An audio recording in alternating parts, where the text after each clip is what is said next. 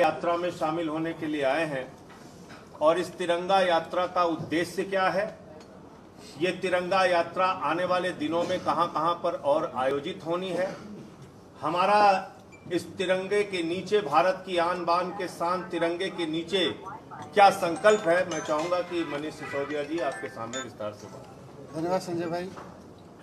आज आम आदमी पार्टी उत्तर प्रदेश तिरंगा यात्रा का आगाज कर रही है। आदरणीय सांसद संजय जी के नेतृत्व में, शिवाजीत भाई के नेतृत्व में और उत्तर प्रदेश में आम आदमी पार्टी का एक एक कार्यकर्ता इस तिरंगा यात्रा के साथ एक संकल्प लेगा। ये तिरंगा यात्रा आज़ादी के 75वें वर्ष में आयोजित हो रही है।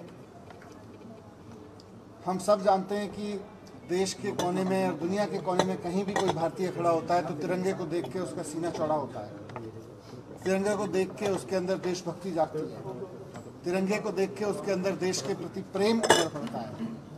लेकिन हम तो सब लोग अपने तिरंगे को अपनी आन बान शान मानते हैं, लेकिन 75 वर्ष के आज़ादी के इतिहास में देश की राजनीति ने तिरंगे के लिए वो काम नहीं किया जिससे तिरंगा भी देश की राजनीति पे आन बान शान कर सके। आज हमारी आन बान शान, हमारा तिरंगा हमसे पूछता है कि 75वें साल में उत्तर प्रदेश में ऐसा क्यों हो रहा है कि एक प्रसूता को अस्पताल के बाहर बेड ना मिलने के कारण सड़क पे एक बच्चे को जन्म देना पड़ रहा है। यह तिरंगा हमसे पूछ रहा है। हमारा तिरंगा हमसे पूछ रहा है कि उत्तर प्रदेश में आज़ादी के 75 साल बाद भी सरकारी स्कूलों की हालत इतनी अच्छी क्यों नहीं हो पाई है ताकि एक गरीब से गरीब आदमी का बच्चा भी अच्छी शिक्षा पा सके। आज 75 साल बाद भी उत्तर प्रदेश में रोजगार की हालत ये क्यों नहीं हो पाई है, या शिक्षा का स्तर इतना शानदार क्यों नहीं हो पाया है कि पढ़ने लिखने के बाद एक किसान का, एक मजदूर का, एक आम आदमी का बेटा एक अच्छी नौकरी पा सके। मैं उत्तर प्रदेश में जब आदरणीय मुख्यमंत्री जी ने उत्तर प्रदेश में चुनाव लड़ने का ऐलान किया था तो उस वक्त उत्तर प्रदेश के शिक्षा मंत्री जी ने कहा था कि आप आइए, उत्तर प्रदेश में हमने स्कूल शानदार कर दिए। हमने कहा आके देख लेते हैं। तो मैं लखनऊ पहुंचा तो ना तो वो बहस के लिए आए, और जब मैंने कहा आप बहस के लिए नहीं आए, कोई नहीं, मैं अपने आप जाके, उत्तर प्रदेश तो सबका है, हमारा भी है, मैं लखनऊ में कुछ स्कूल, सरकारी स्कूल जाके देख लेता हूँ, तो पूरा पुलिस बल लगा के उन्होंने मुझे गिरफ्तार कर दिया, आगे नहीं बढ़ने दिया। संजय सिंह जी और हमारी गाड़ी को वहीं रोक दिया और कहा कि आप आज़ाद नहीं हैं, आप जा नहीं सकते। तो आज़ादी के 75वें साल में उत्तर प्रदेश में ऐसी सरकार क्यों है जो शर्मसार है कि दूसरे राज्य का कोई शिक्षा मंत्री आके अगर स्कूल देखना चाहे तो उसको पुलिस बल लगा के उसको रोकना पड़ता है। इससे तिरंगे की आन बान शान में कमजोरी आती है। जब कोई प्रसूता सड़क पे अपने बच्चे को जन्म देती है तो हम तो तिरंगे पे आन बान शान मानते हैं, लेकिन तिरंगे की आन बान शान में कमी तो आती है आज़ादी के 75वें साल में। आज आज़ादी के 75वें साल में अगर उत्तर प्रदेश के सरकारी स्कूल में मिड डे मील के नाम पर नून तेल नमक खिलाया जाता है, और जब आप में से कोई पत्रकार उसको आवाज़ उठाता है कि ये मिड डे मील का पैसा कहाँ गया, नून तेल क्यों खिलाया जा रहा है बच्चों को, नून तेल रोटी क्यों खिलाई जा रही है, तो उसको 6 महीने की सज़ा दे दी जाती है, जेल में उठा के डाल दिया जाता है। तो आज़ादी के 75वें साल में ऐसा क्यों हो रहा है, ये सारे सवाल हैं आज उत्तर प्रदेश की राजनीति से भी। आज उत्तर प्रदेश में एक बहुत ही नाकारा सरकार जो केवल विज्ञापन के दम पे चल रही है, जो केवल प्रशासन के दम पर किसी भी सवाल को कुचलने के दम पे चल रही है। महिलाओं की कोई सुरक्षा नहीं है, युवाओं को कुछ सुरक्षा नहीं है, किसानों के लिए कोई सुरक्षा नहीं है, रोजगार नहीं है, वैसी एक सरकार चल रही है। तो वैसी सरकार को बदलने के लिए और साथ साथ तिरंगे की उस आन बान शान जिसके लिए हमारा तिरंगा हकदार है कि इस तिरंगे के नीचे बैठे हर एक बच्चे को अच्छी शिक्षा मिल सके, इस तिरंगे के नीचे बैठे हुई हर महिला को अच्छी सुरक्षा मिल सके, हर किसान को उसकी फसलों का अच्छा दाम मिल सके, इस तिरंगे के नीचे बैठे हर व्यक्ति को अच्छा इलाज मिल सके, इस संकल्प के साथ हम और हमारी पार्टी के लोग, हमारे आम आदमी पार्टी के उत्तर प्रदेश के तमाम कार्यकर्ता तिरंगा संकल्प यात्रा निकाल रहे हैं और ये संकल्प लेंगे कि हम इस आन बान शान को, इस तिरंगे के नीचे खड़े हुए आम आदमी की आन बान शान को वापस लेके आए। अभी आपको जिला प्रशासन ने तिरंगा यात्रा के लिए दिया नहीं थी क्योंकि उसमें एसपी सिटी की रिपोर्ट का हवाला देते हुए अनुमति निरस्त करने की बात कही है। आप तिरंगा यात्रा निकालने की बात कर रहे हैं, तो क्या स्थिति है? जी बताएंगे कि अभी शायद मेरा सवाल है कि आप उत्तर प्रदेश में आए हैं, उत्तर प्रदेश में आपका स्वागत है, लेकिन यहाँ पर हर 1 किलोमीटर में एक शाही बाग है। यहाँ धर्म और जाति के आधार की राजनीति होती है। आम आदमी पार्टी उसको कैसे तोड़ेगी? क्या सॉल्यूशन है आम आदमी पार्टी के? आम आदमी पार्टी तिरंगे के नीचे खड़े हर धर्म हर जाति के आदमी को अच्छी शिक्षा देने की गारंटी की बात करती है। और दिल्ली जैसा राज्य जहां ना हमारे पास में ज़मीन के अधिकार हैं सरकार के पास, ना वहाँ पुलिस है, ना प्रशासन की ट्रांसफ़र पोस्टिंग में हमारा नियंत्रण है, उसके बावजूद हम कहते हैं वहाँ तो 2/3 सरकार है। उस 2/3 सरकार के बावजूद अगर 5 साल के अंदर अंदर दिल्ली के सरकारी स्कूल इतने अच्छे हो सकते हैं कि वहाँ एक मजदूर का, एक किसान का, एक प्रेस वाले का बेटा जाके IIT में जाके एरोस्पेस इंजीनियरिंग की पढ़ाई कर रहा है, तो उत्तर प्रदेश में क्यों नहीं हो सकते? आज उत्तर प्रदेश का आदमी अच्छे स्कूल चाहता है, वो किसी भी धर्म का हो, किसी भी जाति का हो, वो चाहता है कि उसकी बेटी अगर गर्भवती हो तो उसे सड़क पे अपने बच्चे को जन्म न देना पड़े। ये हाल की घटना है, इसलिए मेरे मन में ज़्यादा पीड़ा है इसको।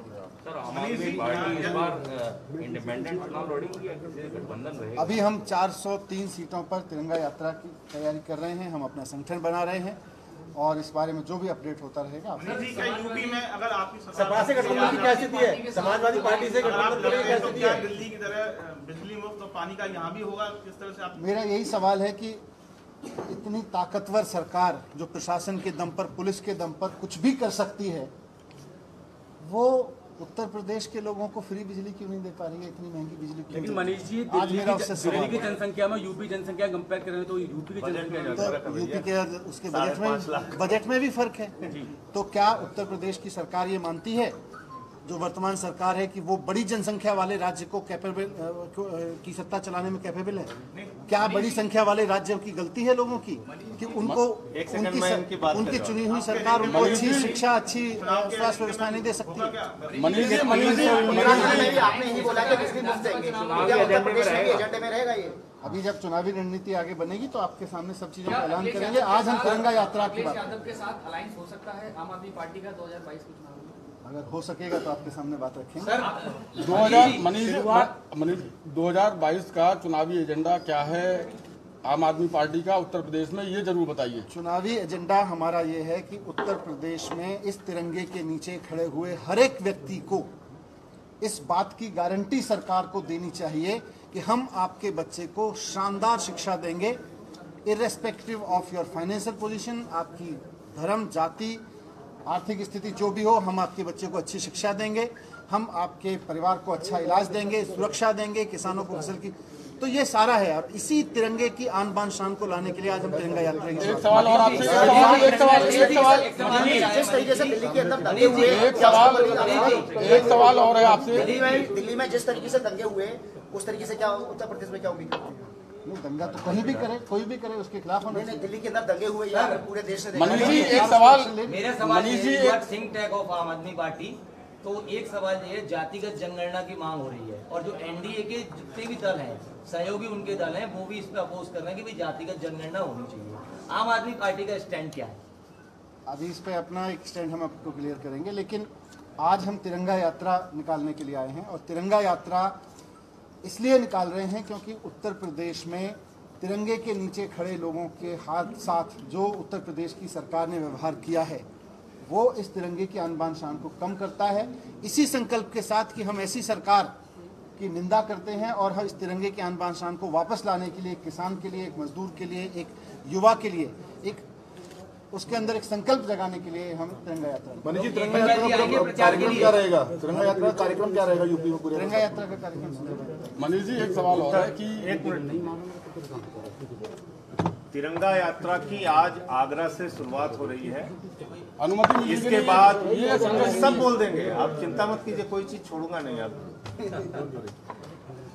इसके बाद 1 तारीख को नोएडा में मनीष सिसोदिया जी की तिरंगा यात्रा है और सिर्फ प्रभु श्री राम की नगरी अयोध्या में 14 तारीख को तिरंगा यात्रा है।